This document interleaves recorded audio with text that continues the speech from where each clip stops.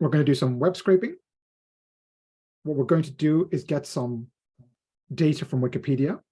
And the particular data we're interested in are the list of stations on the Central Line, because in our original data set that we're currently analyzing, number one, we were interested in London Underground stations.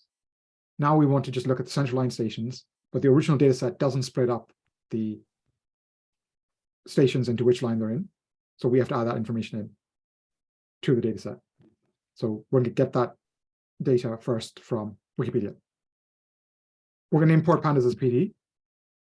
Usually to do web scraping, we'd use a Python library called Beautiful Soup, but it turns out that pandas allows you to do some simple web scraping using the read HTML method. So we'll try that first. And if it doesn't work, then we'll have to go to Beautiful Soup. The URL is this.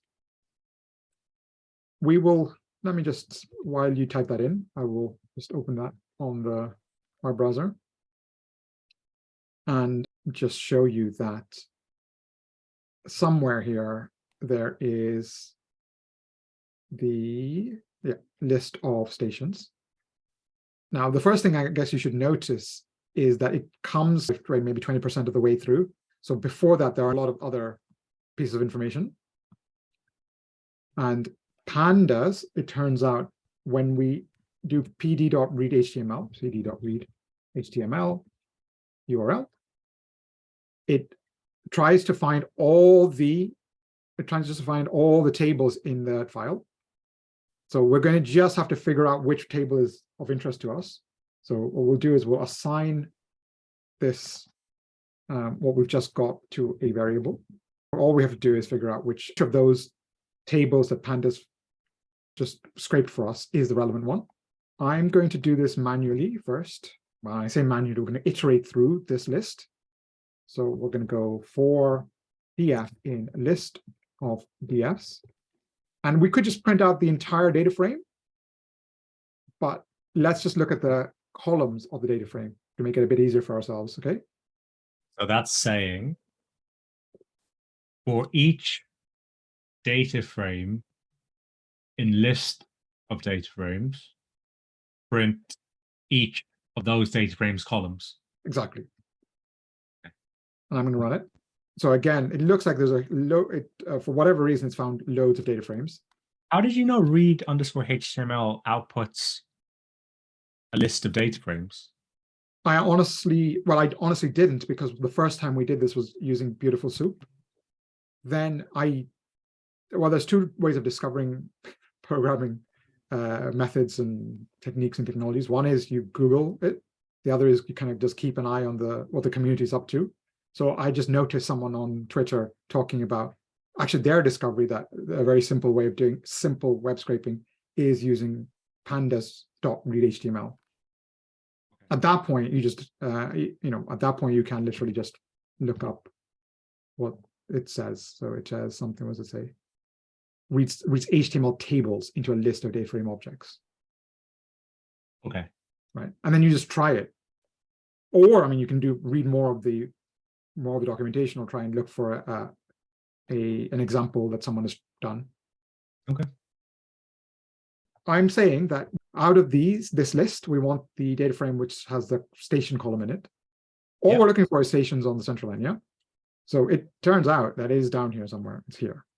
Currently, as this stands, unless we want to count 0, 1, 2, 3 all the way down, we haven't outputted the actual number, the index in the list, okay? There should be an index in that list, so the first one's 0, etc. Exactly. So we could then point directly to that exactly. Line that you point out, yeah. So Python has a nice function to do that. So you just put index here, and then you put enumerate here. And then that means that along with these columns, you can print out the index as well. So how do you read this out in English? As you can imagine, with any language, you don't necessarily translate word for word, right? Yeah. Okay. So I would say what this says is, for each data frame in this list of data frames, print out the column of each data frame and the index of each data frame. That does make sense. And then the initial for index, is that just saying put an index in there? The point is just that enumerate does the enumeration for you.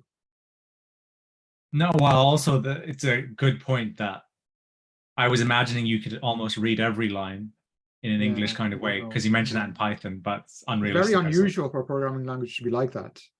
Yeah. Python tries, but I mean, it's hard to get to that point because there's always a tension between communicating with the computer and communicating to another human being. Okay, yeah. No, that makes sense. Yeah. All right, so if we run that, now we have these here. Yeah. Yep. And so now we can see that this is actually index number 32. Yep. Right. So now we can just say df, the actual df we're interested in is in the list of dfs, 32. Okay. And we can just see what that looks like. I mean, well, let's do df.head. I mean, that is it. We've got it because everything is in this in this column, everything that we're looking for. So we can just look at everything in that column. What do you mean everything's in it? This is what we're after.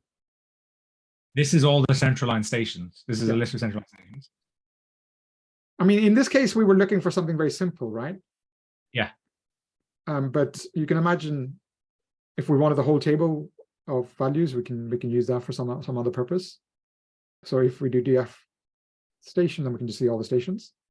So the last thing now I would do is just save all this to a file so that we can use it later.